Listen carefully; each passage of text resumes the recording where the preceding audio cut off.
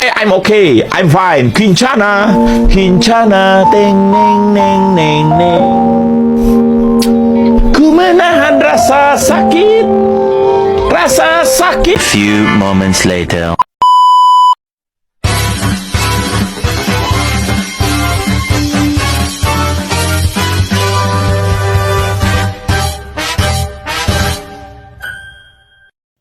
Assalamualaikum warahmatullahi wabarakatuh.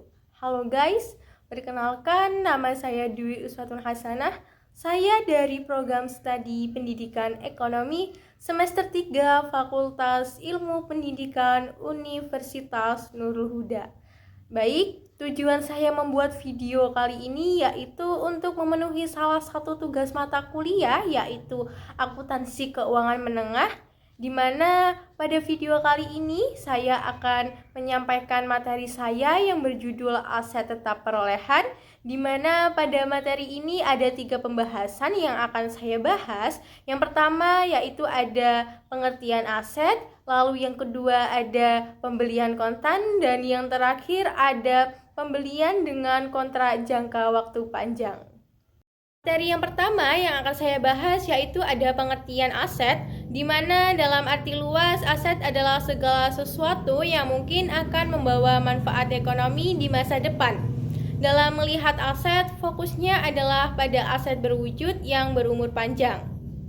Kadang-kadang disebut sebagai aset tetap atau properti, pabrik, dan peralatan.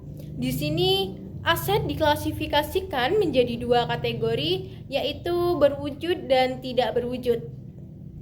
Aset berwujud adalah aset yang dapat disentuh, dipegang, atau bahkan dirasakan oleh seseorang. Biasanya disebut aset tetap dalam literatur akuntansi. Aset berwujud adalah hal-hal fisik yang digunakan bisnis dalam produksi barang dan jasa. Mereka merupakan fasilitas produksi, bangunan, peralatan, dan kendaraan. Secara historis, bahkan istilah yang digunakan akuntansi untuk aset berwujud bisnis yang berumur panjang yaitu aset tetap. Aset tetap menyatakan pendapat bahwa setelah dibeli itu tetap, jangka panjang, dan tidak memerlukan perhatian manajemen. Kemudian, aset tetap adalah aset berwujud yang dimiliki dan digunakan untuk memproduksi atau menyediakan barang atau jasa, direntapkan kepada pihak lain atau untuk tujuan administratif lainnya, yang diharapkan akan digunakan di masa depan, digunakan selama lebih dari 1 periode. Pembahasan yang kedua yaitu ada pembelian kontan, di mana pembelian aset yang diperoleh secara kontan dicatat sebesar uang yang dikeluarkan untuk pembelian tersebut ditambah dengan biaya-biaya lain sehubungan dengan pembelian aset, lalu dikurangi potongan harga yang diberikan baik karena pembelian dalam jumlah besar maupun karena pembayaran yang dipercepat. Contohnya di sini yaitu yang pertama, mesin dibeli dari luar negeri oleh PT Rizky Kifayatul Karisma dengan harga 120 juta rupiah. Perusahaan harus membayar biaya impor dan pajak pembelian senilai 5 juta rupiah. Pajak pembelian tidak dapat dikreditkan. Perusahaan juga harus membayar ongkos angkut pembelian dengan asuransi ketika mesin dalam perjalanan senilai 2 juta rupiah. Ongkos angkut pembelian dan asuransi ketika mesin dalam perjalanan merupakan biaya yang dapat diatribusikan secara langsung untuk membawa aset ke lokasi yang diinginkan, sehingga dapat dikapitalisasi sebagai biaya perolehan aset. Jadi perusahaan mencatat biaya perolehan aset sebesar 120 juta rupiah.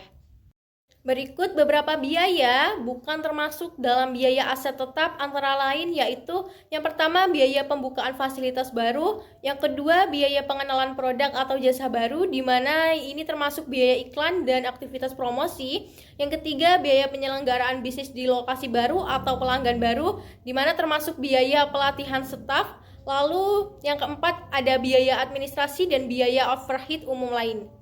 Lalu berikutnya yaitu biaya yang tidak termasuk dalam jumlah tercatat aset tetap adalah sebagai berikut.